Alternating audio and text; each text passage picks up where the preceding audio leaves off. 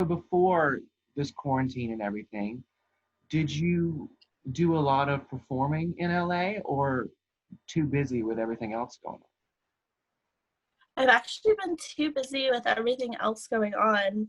So I took a really long break, which is probably the longest break that I've ever taken in drag. I think it was like 4 or 5 months. Um, because like the story that I traced back, that I told you earlier, if you trace it back, I moved 3 times in a year. on? And that was just like very annoying. Um, so a lot of that like completely exhausted me, and then I was starting a new job and I didn't want like my focuses to be divided, because I had a lot more like responsibility and like wanted to learn how to balance those things. So there was a long time that I didn't even do looks, and I had been so like tired of like traveling all the time and working that it was nice to take a break for a while. And like literally before quarantine started, I was like, I think I'm gonna go back to like performing every once in a while. And then like all the bars shut down and I was like, okay, well. I definitely do plan on going back to performing a little bit more once this is over. I watched your Oh No and Prima Donna Girl performance. Uh-huh. That was awesome. And I'm wondering, what were you feeding people? Was it Cake. cake? Yeah. I figured that's what it was. I feel like that's something I'm never gonna get away with doing again, is like feeding people things and then just like eating it from a random stranger off of one fork. that was awesome to watch, though. I was not expecting that at all. That was so fun. Oh, thank you. And and this again, like I was watching some video, and I don't remember which one this was either, but I remember you saying that being in Sasha Velour's nightgowns was like life changing. And Yeah, it was. how so?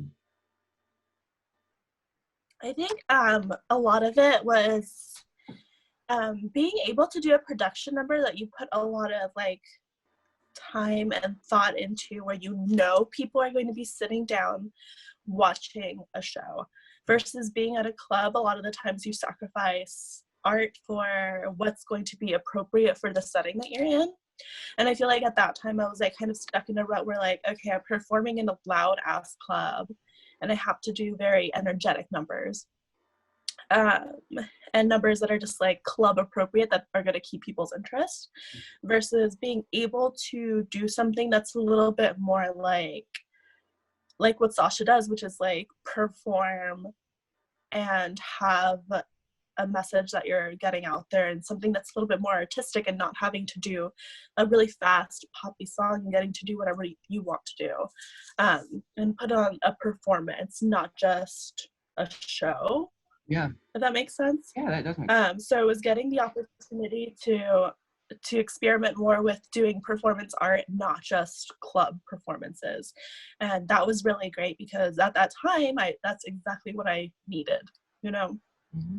I was getting kind of tired of like doing the same old club gig after another after another after another, and especially doing them in like an area where like, you know, okay, I have to do an Ariana Grande song this week or else like nobody's gonna pay attention because this is the Yeah. kind of party that this is, or like that kind of thing, where like you're not putting your heart and soul into it. And she's just such an icon, and she's so amazing at what she does, that like getting booked in her shows kind of like her like seal of approval. And she's so dedicated to like getting your things done. I did 2 nightgowns with her, the one in New York and one in LA for DragCon. And I remember I had already worked with her, so I already knew that she was amazing. But the one in LA specifically, there was one portion where like I wanted the lights to have like spinning lights around the room, like kind of like dots, to make people feel dizzy during one portion of it. And it just like wasn't coming out. And it came to a point in the dress rehearsal that I was like, well, if we have to cut it, we can cut like that part of it. It's okay. I think people would still get like the audio cues or whatever. And she was like, no, we're gonna get this right. Run it again. It's like her dedication to like your vision is incredible. So that was like, it's like one of the definitely the thing that taught me like, okay, I don't have to settle. People can get things right. Like working in clubs, like you don't really get a say with like lighting too often.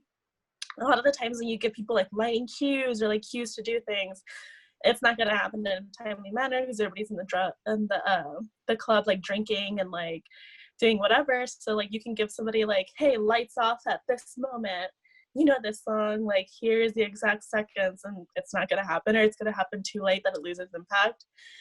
So being able to do something where like you know it's gonna get done and like your vision is gonna come to life, it's like so satisfying.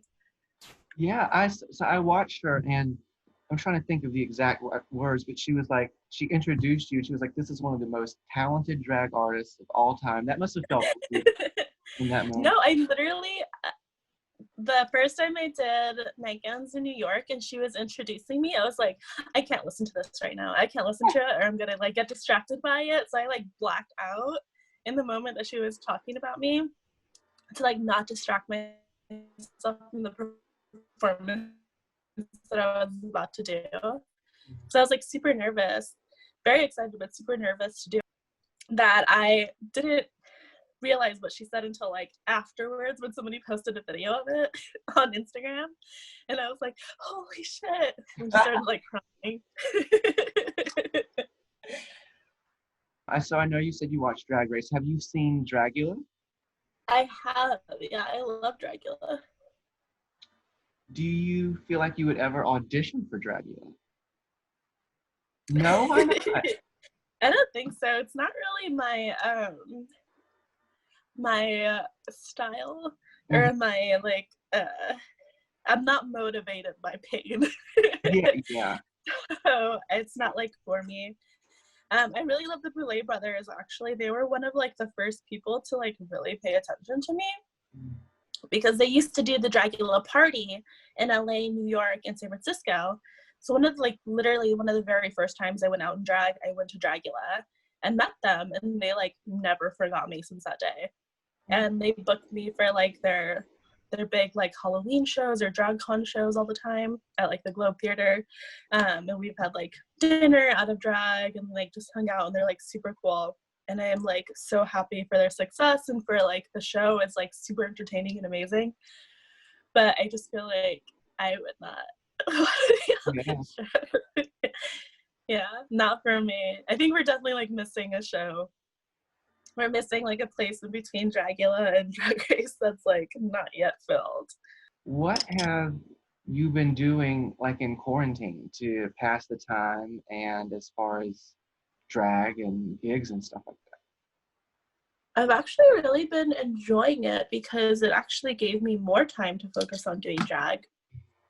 Because before I was just like working a lot, and then on the weekends I had just moved into my apartment like 4 months ago. But yeah, I've actually had a time to like do it because now my apartment's ready. I'm not like painting or going to Home Depot every weekend trying to like finish it. It's done. I'm not having to like commute to work every day and like do that whole thing, because usually on my work day I don't get home till like 8 or 8:30, and then make dinner, and then by that time it's like 10 and I'm like, oh, I'm gonna go to bed. So I've actually really enjoyed having time to get in drag and like experiment and just sit down and like zone out, like do different looks and experiment with things and look back on things that I've done before and like recreated them or like gone back to certain things. So it's given me a lot of time to like reflect on like what my drag looks like and what it sounds like, and like what kind of things I want to do moving forward, especially now that we have a lot more opportunities to do like multimedia stuff. that? And it's like there was that stigma before of like you're just a bedroom queen, but like we're all bedroom queens now. Such a good point. Oh my God. Yeah. So definitely experimenting with a lot of things that I've like had an idea for a really long time and just haven't had the luxury of time to do. So I've been doing a few digital drag shows, and I have a few more coming up. And initially I didn't want to participate in them because I'm lucky enough to still be working from home and still getting paid, and I haven't lost like income. And recently my hours were cut, so I'm not working Fridays anymore, just to like save a little bit.